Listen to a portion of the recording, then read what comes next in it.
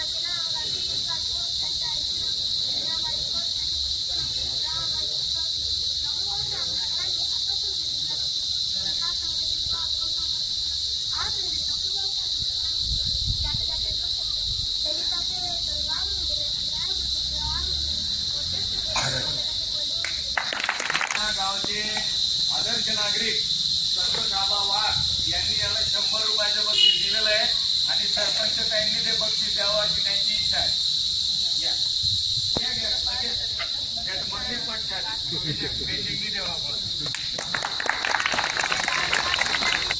doctor Babasaheb Ambedkar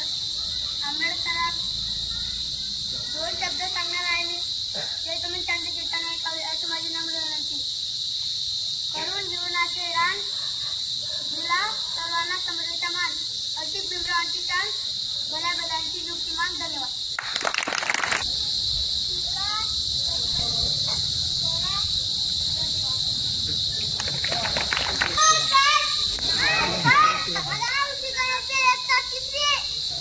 आज